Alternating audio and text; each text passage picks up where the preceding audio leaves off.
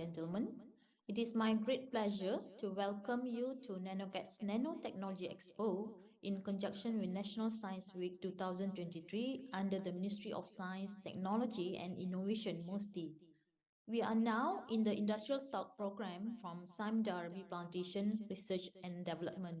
My name is Yasmin Abdul Wahab from NanoCat, University Malaya, and will be your chairperson for this evening. For those who intend to ask questions to our honorable industrial speaker, IR Dr. Muhammad Shiraz Haris, you can channel out your question in the chat box and I will read the questions accordingly. Also, kindly stay till the end of the program in order to receive the certificate of participation. Now, to start with, I am honored to give a brief biography of our industry speaker from Sime Darby Plantations Research and Development, IR Dr. Muhammad Shiraz Haris. He is the current head of processing technology at Sime Darby Research Sdn Bhd. His key roles include managing R&D programs, qualifying technology, and deploying R&D solutions into the upstream, midstream, and downstream businesses units of Sime Darby Plantation. Dr. Muhammad Shiraz graduated from North Carolina State University, US, with a bachelor's degree in mechanical engineering in 1992 and subsequently completed his master's at Strathclyde University, Glasgow, UK, in energy systems. In 2010, he received a PhD in mechanical engineering from the University of Liverpool. He began his career with ESSO Production Malaysia in 1993 before moving on to several engineering roles in Beloit Asia Pacific Singapore, University Technology Petronas as an academician, Petronas Research Sdn Bhd, and Tenaga National Research Sdn Bhd. In the oil palm industry, he often participates as speakers in the Indonesian Oil Scientists and Technology Association, MOSTA, palm oil milling conferences, and refining environment and quality POMREC events to share his knowledge, experience, and development ideas on estate mechanizations, palm oil mill processing, security, and conservation initiative within the industry. Now, without further ado, I am honored to invite our IR, Dr. Shiraz, to share his industrial talk on the Sime Darby Plantation R&D, current challenge and future prospect. Please welcome, the stage is yours, Dr. Shiraz. Okay, thank you, Dr. Yasmin. Thanks for the kind introduction, and also I'm honored to be able to share some thoughts and ideas in this event that has been organized for us. So basically, I prepared framed up this slide presentation to start with a bit of information on our corporate background, business operational gap for moving into the R&D activities. So bear with me a bit because it's a bit heavy on the corporate information and data because I'm talking to probably a wide-based audience, and I really cannot zoom into any one R&D activity, but hopefully this can start conversations going maybe later on if there's any interest in any one of these areas. So I'll start with, as you can see on this slide, there's a bit of there are financial data on our position, Sime Darby Plantation position, some information on our business, where we are at, our capacity, our production capacity, and so on. But what I like to highlight basically are these two areas, which is the upstream and downstream business areas that we are involved in. I think coming from Malaysia, a lot of us have some idea of how the palm oil industry works. But if you really go into the details, you'll see some very interesting areas in the supply chain that whether academicians or technology providers can contribute in basically in our business landscape. So if you just look at this diagram on the right, you'll see our supply chain span all the way from seed production to estate management into the mills. The mills is the heart of our business, where all the raw material that arrives gets processed, and then you see streams going into food, trading, and also non-food. Now, trading is where you have basic refined products which are sold in bulk to places like India and China and other countries as well, but these are the main players. When you talk about food, specialized food products, you talk about products which involve specialized or customized refinement. So you are looking into infant products like milk and a lot of other specialized high value products that I would say lah. So this is where we are involved in as our core business. If you look at I'll be talking about this as well later on. You talk about waste to wealth. If you really look into palm oil, and I mean what we were taught in school, uh, to some extent expose us to how palm oil is a bit circular lah in nature, which means to say a lot of our not only bulk products but our waste gets converted into value products as well. So in this chart, you'll see how waste to wealth is how our waste is used to produce biogas, biomass, and other nutritional products like tocotrienol and animal feed. Over in R&D, apart from supporting our core business, we've got business streams that look into planting material. Genome Select is a planting material that we have developed ourselves. We are also into precision agriculture, automating plantations and so on. So there are a lot of it's quite exciting to be associated to this value chain, and I hope that this can, to some extent, spur some interest. Maybe later on can start conversations on this areas. So in Dabi plantation, there are two main groups or sectors, which is the upstream Malaysia, which covers the estate management and also milling. And then there's the Sime Dabi Oils Group, which are our downstream arm, which involve themselves in refinery, refinement, and the final products. Where we are, sorry, there are renewables as well. Renewables is another department which looks into how we are deploying renewable solutions within our industry. And there's this R&D department, which where I'm from. So this, if you can connect this to what I showed earlier on, you can probably understand the landscape we are in. So moving on.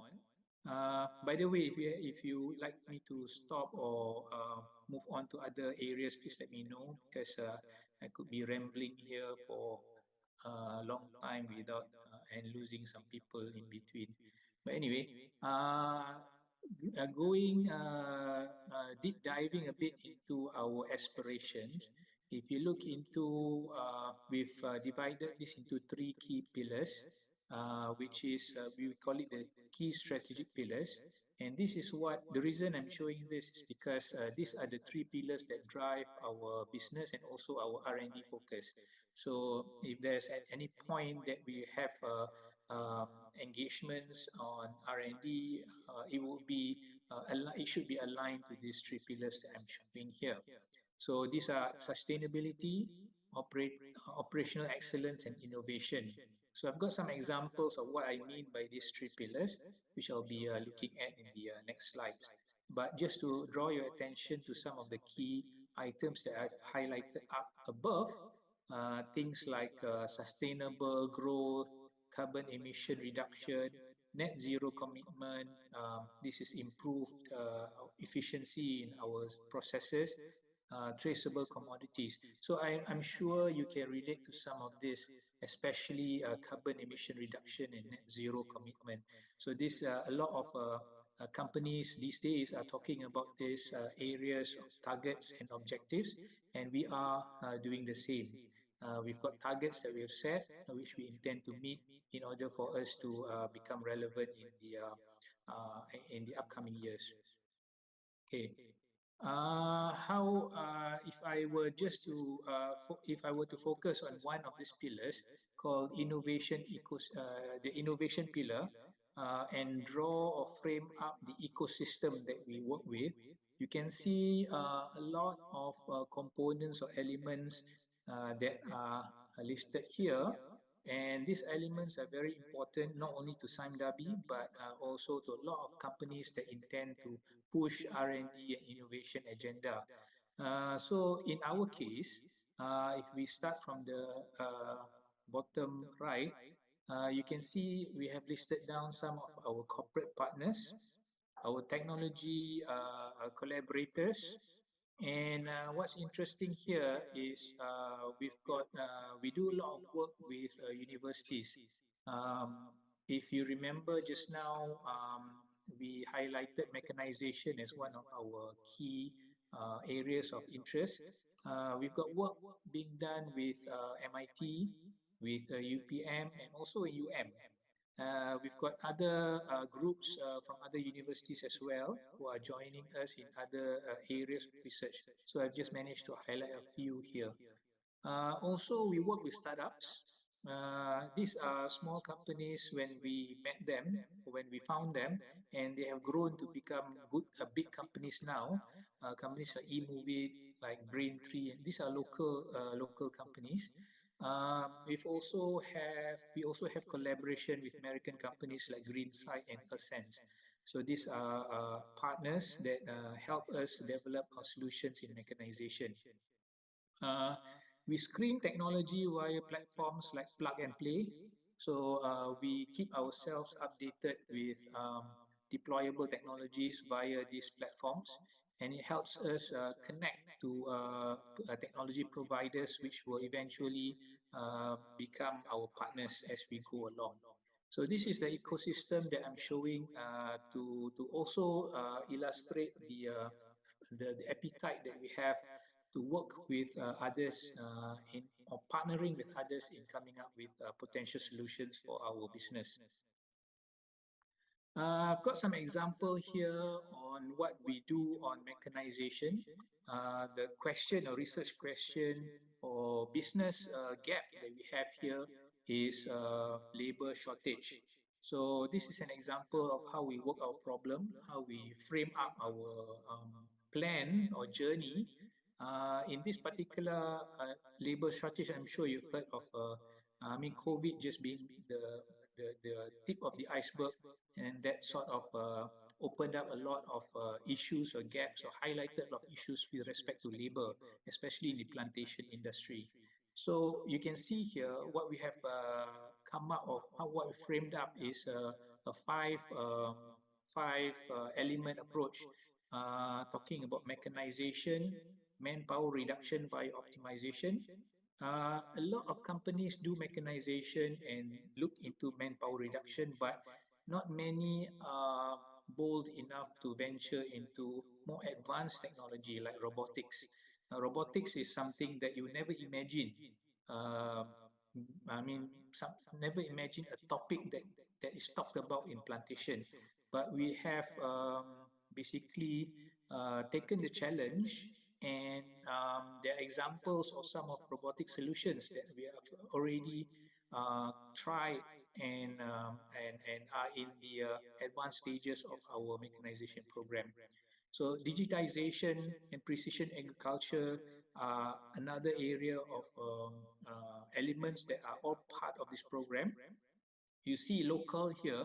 Local is a term that we use to identify a journey or the end in mind, where uh, we are reducing our dependencies on foreign labor.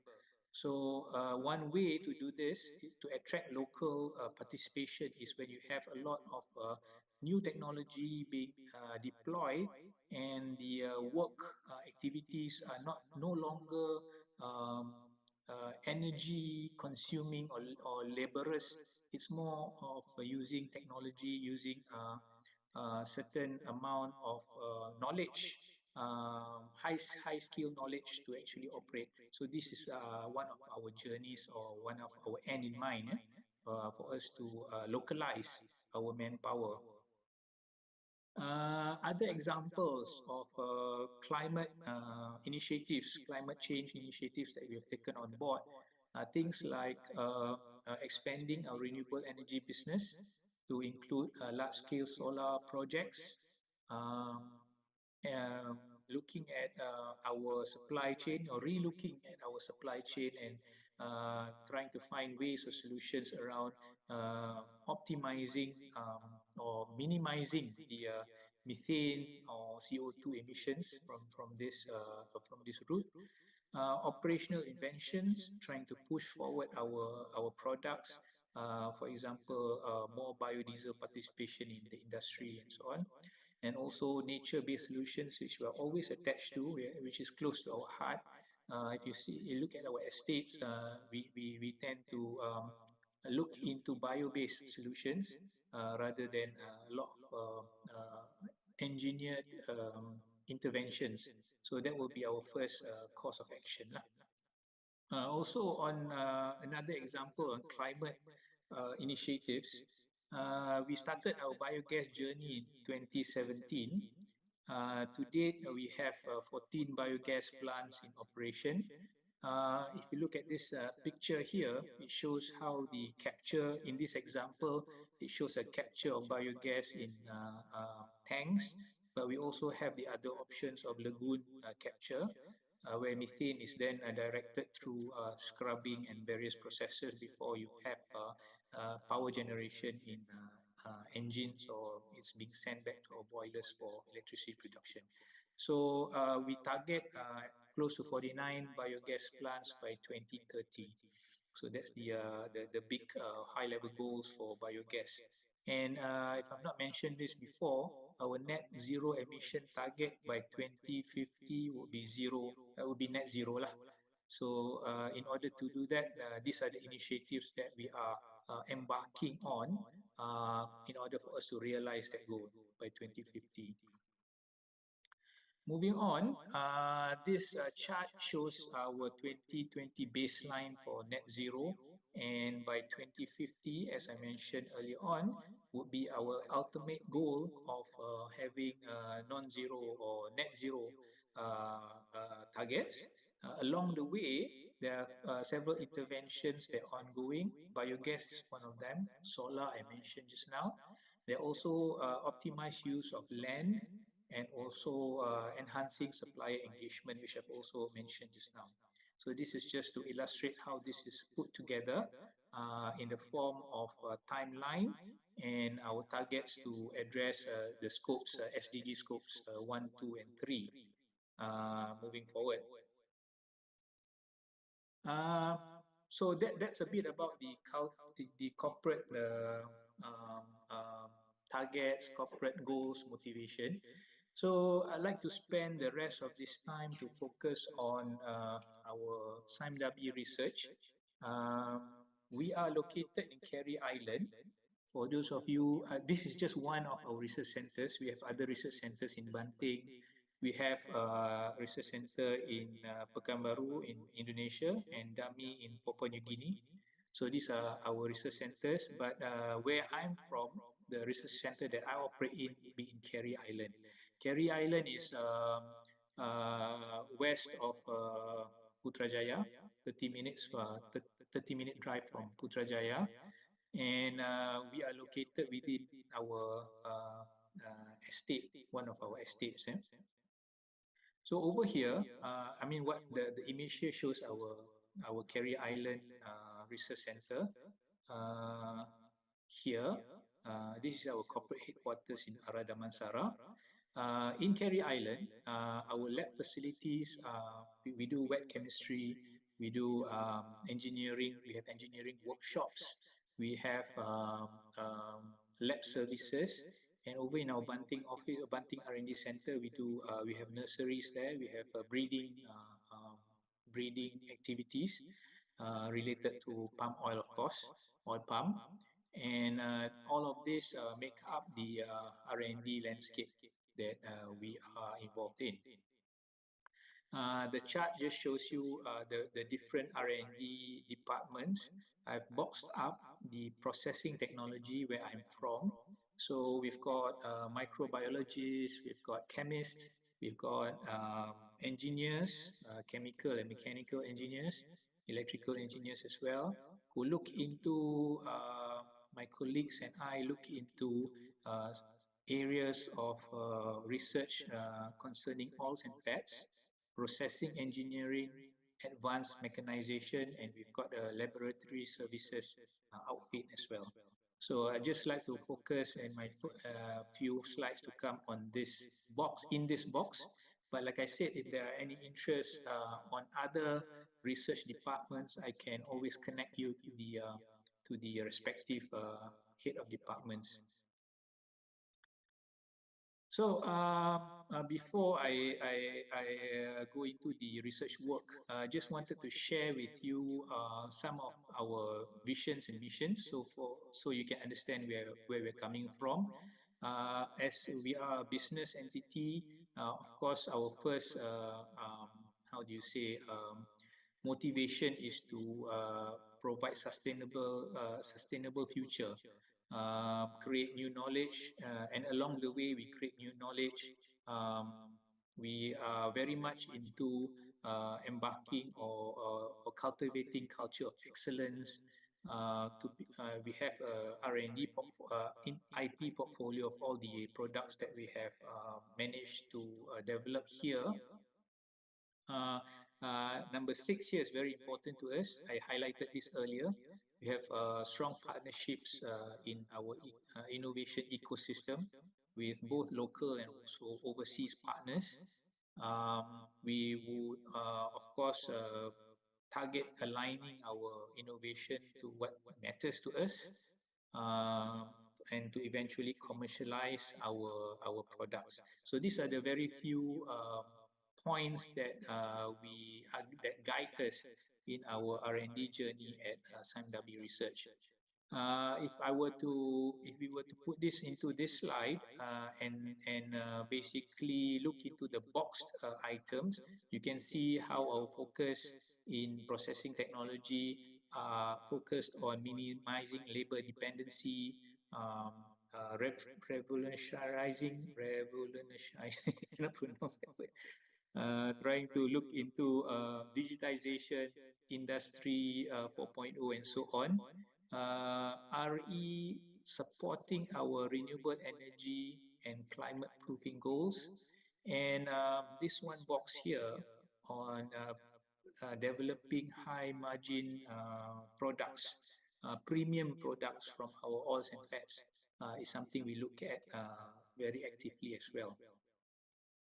So again, if we deep dive one more level into our R&D activities, you will see that under processing technology, we are we are present in estate support, we are present in mill support, refinery, and also the sustainable agenda. So I've just highlighted some of the targets for 2023.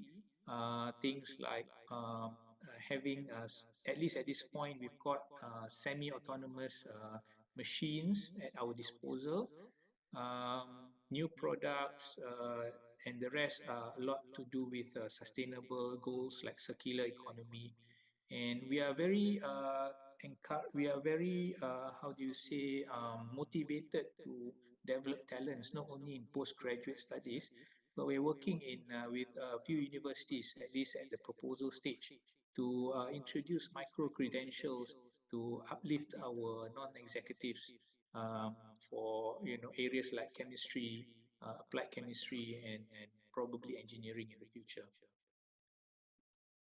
So in our portfolio, as I mentioned, we have four sections: processing engineering, advanced mechanization, and also oils and fats. We look processing technology. If I can just get you to focus on these two uh, um, areas, which is areas of research concerning strategy and operations. Strategy refers to a lot of the fundamentally linked um, work, and operational are things like day-to-day operations that we actually support to solve problems that we. What I've listed down here, what I have in these images here are just some end in mind, so end goals for these various sections. For example, our mill of future will look like a mill that is autonomous, operated via digital links, digital tools. Advanced mechanization looks into fully optimizing estate operations. Laboratory services coming up with rapid methods to find contaminations, for example, in our production. And oils and fats looks into reimagining how our refineries will look like in the future. In this case, it will be autonomous again. A lot of IR 4.0 initiatives are directed to realizing this goal. And what we mean by SQNE is basically oils or products that have premium quality. When I say premium quality, is on the not only on the oil characteristics itself, but also on traceability. If you can produce oil which is associated to a very low carbon footprint, you are selling oil at high premium, which means to say it would be good for business, it would be good for market penetration. So we have that goal in mind as well. So, not to go through in very detail, but just to highlight a few, this is in the oils and fats section, a few research questions that I would like to basically throw out to the audience to see if, there's any potential partnerships that can arise in these areas. So, I'll just very quickly go through these questions. Things like process optimization, items like circular economy, zero liquid discharge. Uh, Here we're looking at both the liquids and also the gases. So the whatever that comes out of flue stack, CO2, the circular economy, the water that we discharge. So questions around that. Also questions around green-based chemicals that we are using in our refineries. Uh, Very, very important to us, or solutions that we need immediate attention is things like food contamination. We sell our products, our specialized refined products to places like Europe. And when we do that, we're selling premium oil. We're also going into a market that's very, very regularized.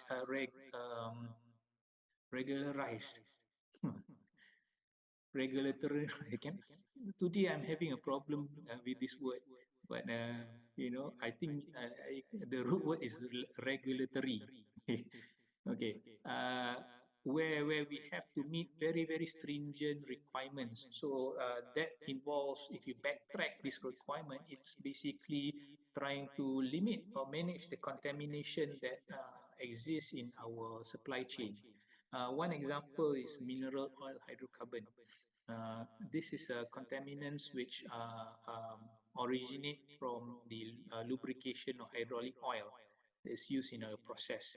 So we are working very, very closely with our operations team to manage this. But this is a one area that we feel that is if you want to prioritize, this is number one priority for us.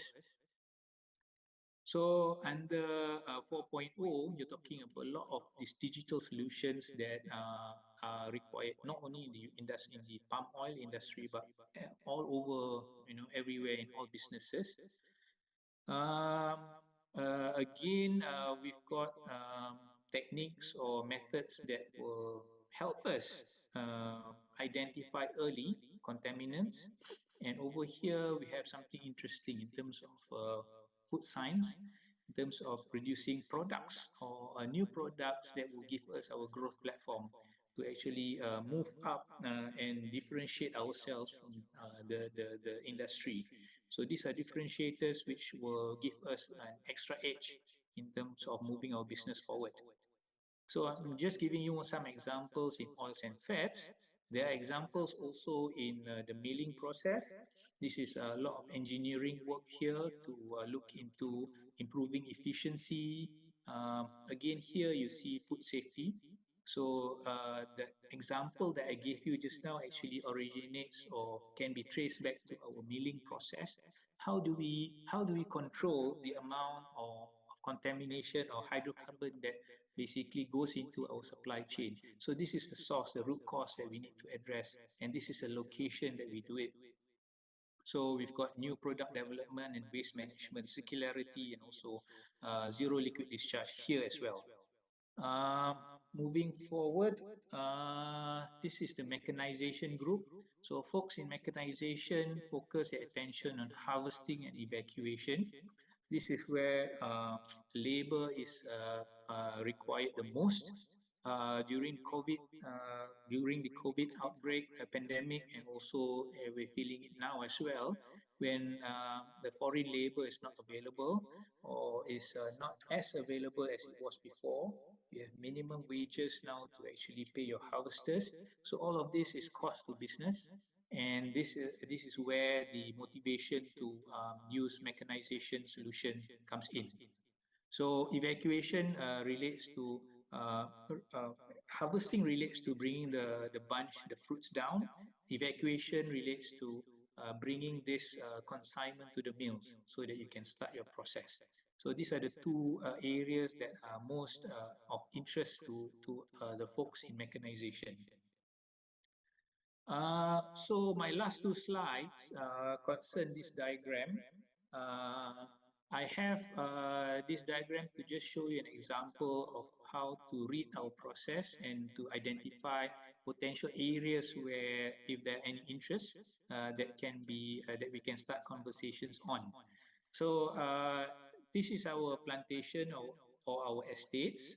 If you follow my pointer, we evacuate fresh fruit bunches and we send it to the mill, and the fruitlets get separated.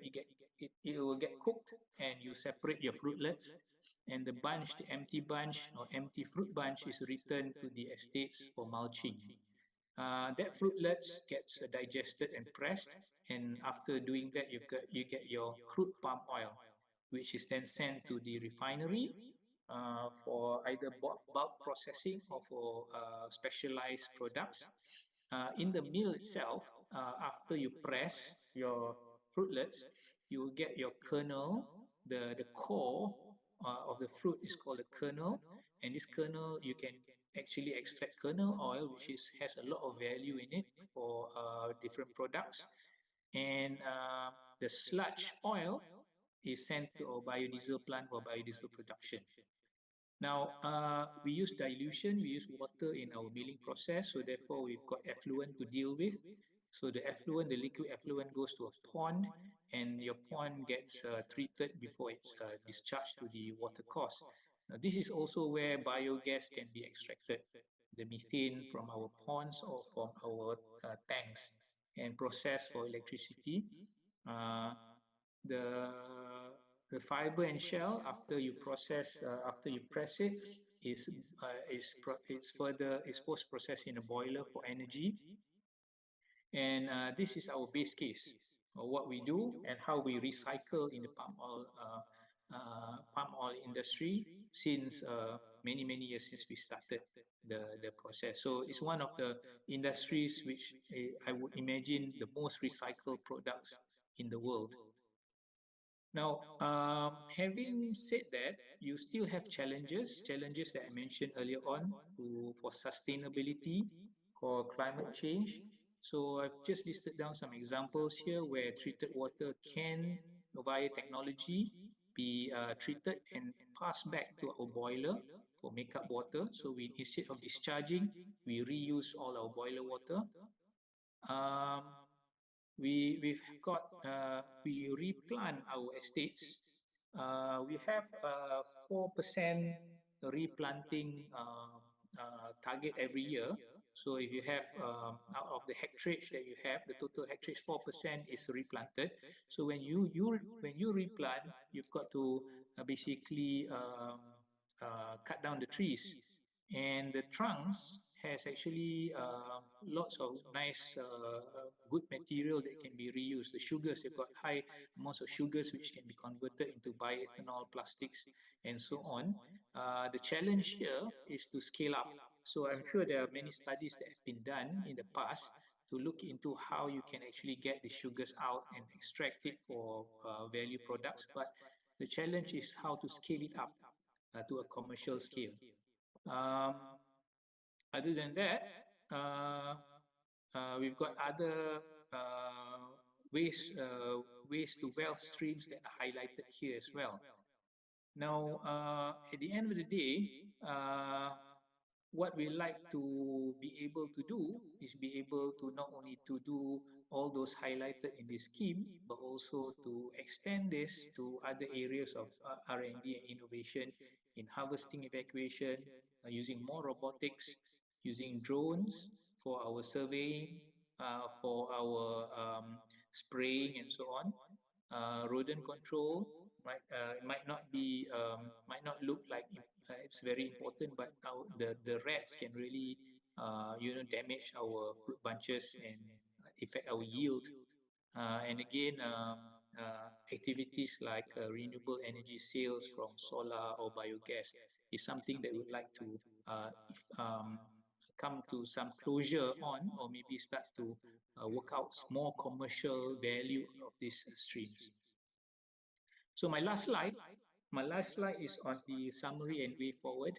So what I have listed down here, uh, things like how research opportunities are available along the supply stream that I've shared with you earlier on. So, although some of you may have been working on this in the past, but like I said, the challenge is to scale up. So, I will invite interested parties to join us in this journey to scale up research products or innovations that we can actually benefit. The country benefits from it, the industry benefits from it as well. So, long term, I've also listed down long term goals on sustainability, automation, and digitization. Also, areas that require partnerships from institutions, from universities, and also from technology providers. Um, food safety is, like I said, the number one priority. If we can have solutions to minimize or mitigate our contamination, that will be very, very much welcomed. We really look forward to working with researchers in this area on circularity, process optimization, and so on. And also looking at collaborations and partnerships in the way forward, both not only on the to deploy R&D solutions, but also maybe to create spin-offs. Like I shared earlier on, there was few spin-offs that were quite successful, we think, um, not only engaging with us, but people like Petronas and other GLCs, where national interests does play a big part in our business how do you say direction. So with that, thank you very much. I hope I didn't lose anyone in my rambling. I'll just pass it over to the chairperson, Dr. Yasmin. Thank you.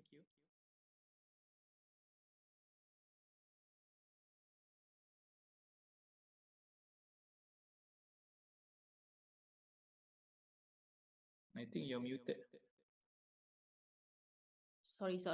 Sorry for that. Okay, thank you very much, Dr. Siraj, for addressing the interesting industrial talk on Saint Dami Plantation, R&D, current challenge and future prospect. Okay, ladies and gentlemen, now we come to the Q&A session. Please raise your question if you have any in the chat box. So I will read the questions. So far, we have two questions here. One is from Madam Afzalina.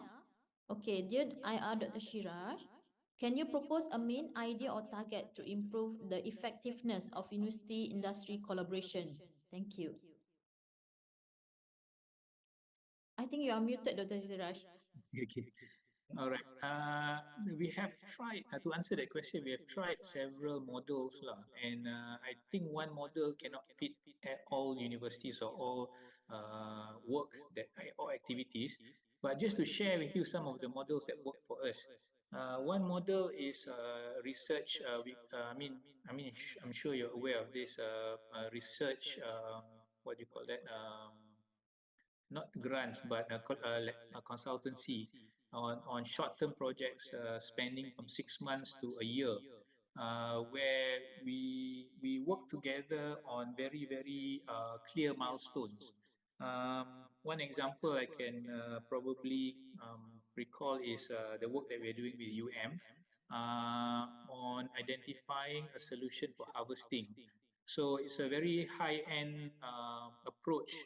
If you leave it to research project alone, you probably would not see these milestones until many years. But what we did with this group is we have broken down the milestones to very achievable and important targets. Like I said, 6 months, 9 months, and we were able to achieve this in this time period, and we were able to see how this can be deployed in our industry very quickly. We've also had another example of work that we have carried out with UTM on mechanization as well, where we have again using this contract research, or that was the word I was looking for, contract research. Contract research to again deliver milestones which are very close and practical milestones that we can use immediately in the field. So I would say this works for us. Um, we are we are framing up another approach called along the lines of a consortium, where we would like to engage more universities working on one team. For example, I did not mention our enzyme program just now. We've got an idea, or we've got the wish to expand our enzyme program, because currently we are using enzymes to realize additional oil in our milling process. So we are looking at options to utilizing enzymes, more robust enzymes that are low temperature and can be more effective. So a consortium approach of several universities working on this project would probably be the way to go, because I guess not all universities have the same level of expertise, and you need to divide them up to actually get the best out of these groups lah. So that is one example. The other last one I would like to share is probably on climate, CO2 utilization. We've not actually explored this in great detail, but we have engaged with research institutions like TNB Research, where they have tried out several projects on algae farming and so on. So we want to bring this into our industry and work with them to actually deploy it at scale. So I hope that sort of gives you an idea of the kind of collaboration that can happen. Um, on another scale, a bit more blue ocean kind of approach would probably be on FYPs. So there's also proposals that we are looking at into sponsoring FYP projects that can eventually become out of all the ideas, maybe one or two ideas can be explored into deployable solutions. Also, sorry, just to add, we've got attachments from universities coming in and working with us, uh, mainly for the professional engineer um, uh, professional engineer certification, but then we can also explore that for other research collaborations. Like we can start there and see how that can be, explored further. Okay, thank you, Dr. Shiraz. We have a next question from Mr. Yasir Reza. Will you please describe how your product process prevent the contamination? Okay.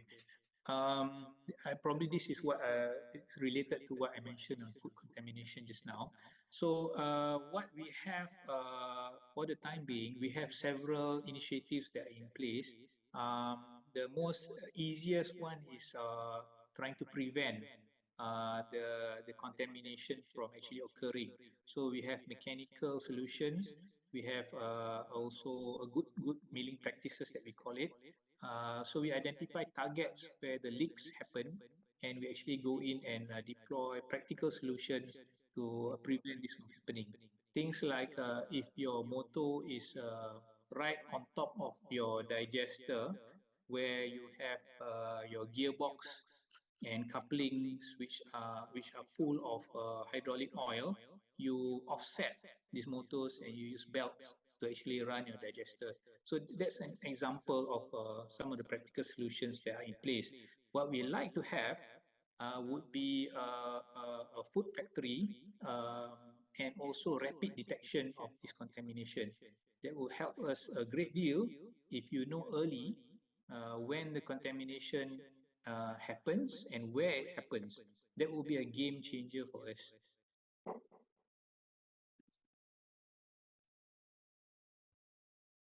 I hope that answers the question. Okay, thank you, Dr. Shiraz. Okay, the next question will be how do we, from AR Marlinda, how do we approach SDP focus area to spark the collaboration? Okay, if you have any, because what I did was I presented a few areas of research that we are looking into. If you have interest in any one of them, you can actually, I can be your how do you say, person that connects you to the right people. Or if it's something which is directly related to my department, then we can actually address it immediately lah. So that's one way. An example that we did with UKM was we had a workshop where we had identified potential research areas, and we got faculty to be involved, and we got them to propose projects that way as well. So that's another way that can be done, which is being local universities. I mean, it's easier for us to meet physically. Although online is okay, but eventually there has to be this physical workshop that we can actually engage lah.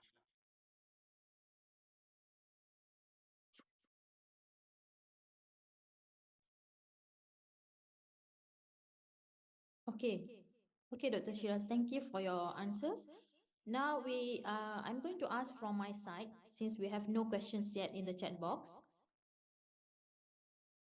Um, Okay, as for my question, I would like to ask you, as per highlighted just now in resetting the research and development to become a research center of choice, right?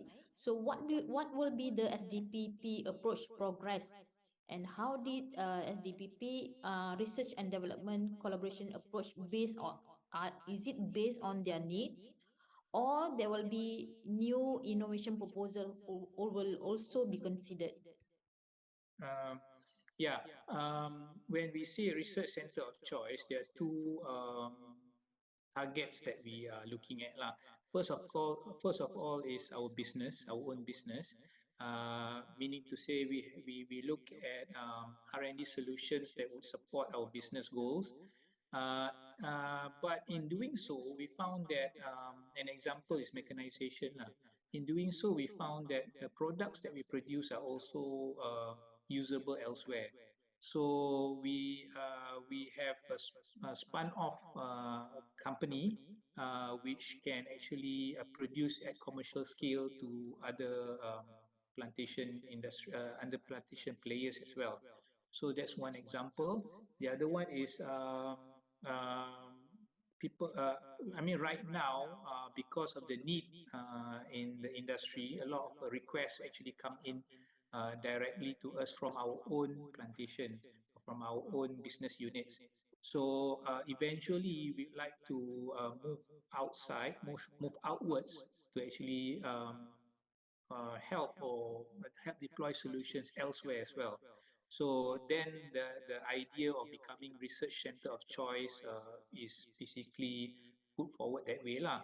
But I think your question specifically on how other researchers can actually come in, like I said, like I mentioned also earlier on, um, we need to have a common team, a team that we can actually work together on to actually so that we can identify common interests and start our activities that way.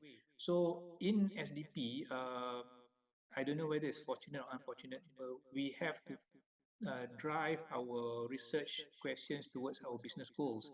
So whatever I presented earlier on the what we are looking for, I would say we start there with these teams, and then we can identify, we deep dive into questions that in these teams, and we can start collaborating at a small scale, and then maybe find ways to, if we find areas that we can further deploy, maybe we can look at it in a larger scale.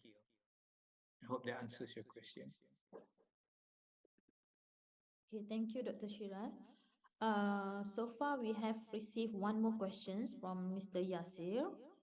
So, doctor, will you please tell us, based on the industrial perspective, what are the limitations on industry collaboration in Malaysia? What is the main expectation from SDP itself? Okay. I think it's a very relevant question because what we struggle to achieve is the deployability or the scale that we are looking at. So from the business perspective, you want solutions that can be deployed immediately. So that means wherever you find the lab needs to be quickly accelerated so that we can deploy it. However, we understand from a research perspective, sometimes you need this incubation, you need this time to actually mature that technology. So that this is where